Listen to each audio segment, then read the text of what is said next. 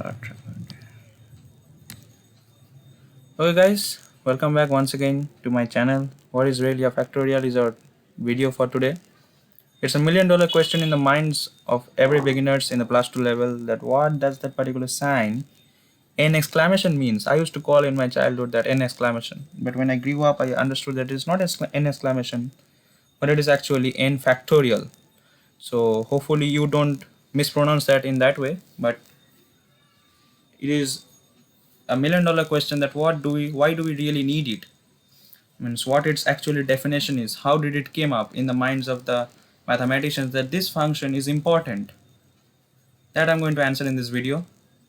As already previously told, that this is an initiative from Mathematics Education to provide worldwide quality education for free, and Ayakash Shoka, the director of it, is going to accomplish this as well.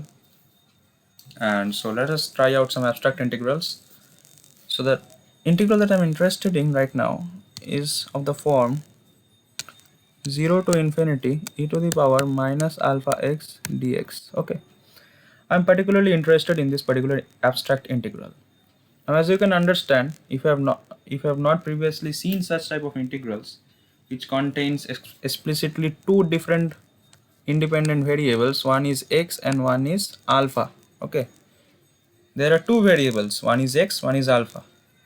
I've also made previously a video on Leibniz rule. You can check that out as well for understanding parameterized functions and their integrations and differentiations.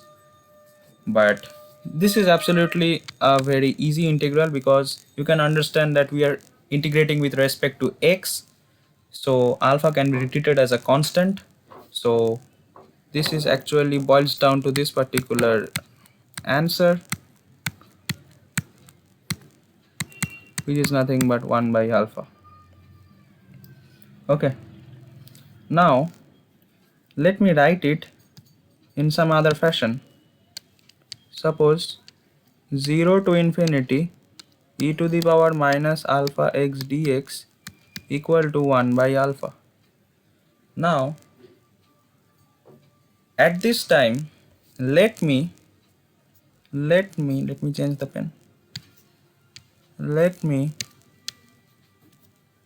differentiate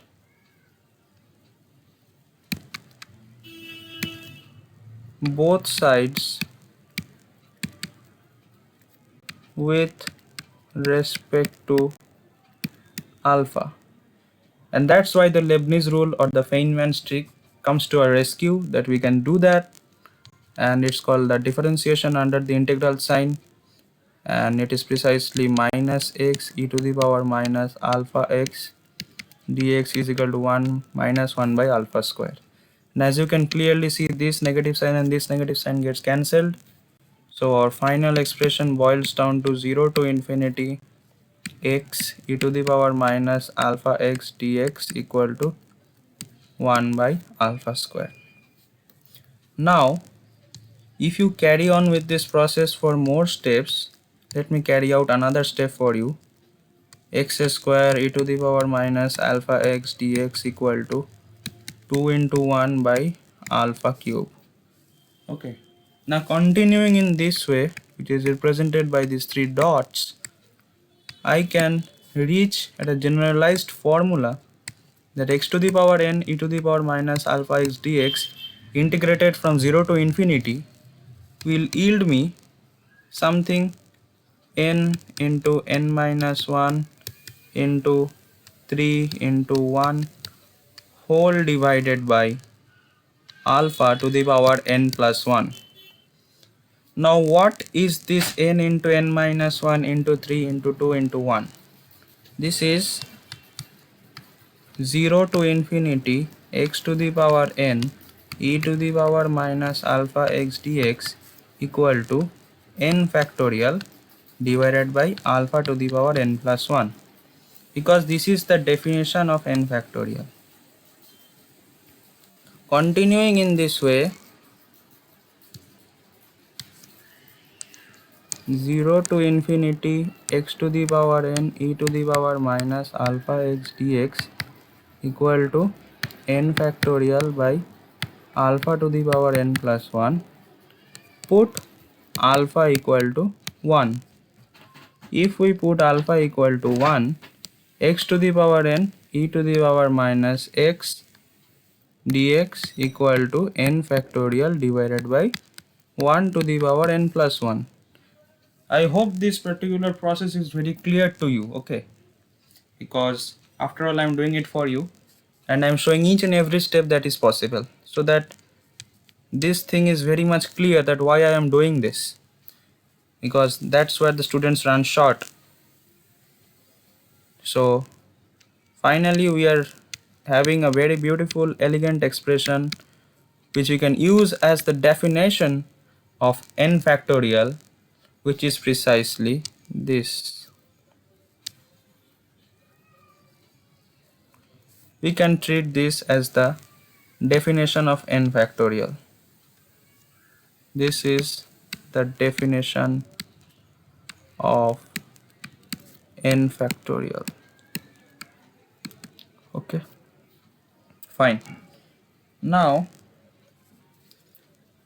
I promised you that I'm going to show you why 0 factorial is 1. So in this particular next step, I'm going to accomplish this task, that if I put n equal to 0 in place of n, if I put 0, so 0 factorial is nothing but the answer of this particular integral,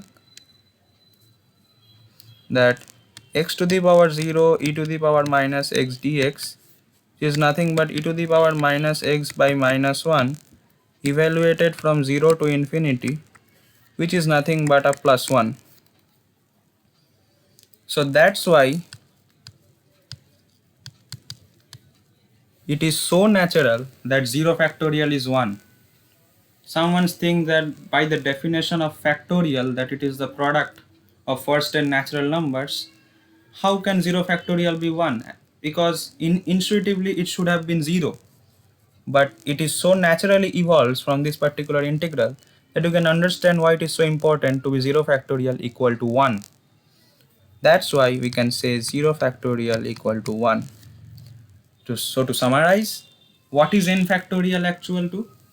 Let me erase this 0 for now, because otherwise you will have a misconception that n is always equal to 0. No, not that. So what are the things that we need to summarize? That the definition of n factorial is integral from 0 to infinity, and the integrand is x to the power n e to the power minus x dx. When we will evaluate this integral, we will get the factorial function of the first n natural numbers. Now if we extend it to whole numbers and we include 0, we naturally get a plus 1 for that.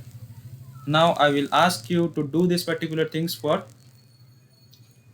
rational numbers as well, so that in place of n you put, let's say, 2.5 and evaluate the integral. What will come out? I will ask you to do that on your own, otherwise I will show it in the next video as well. So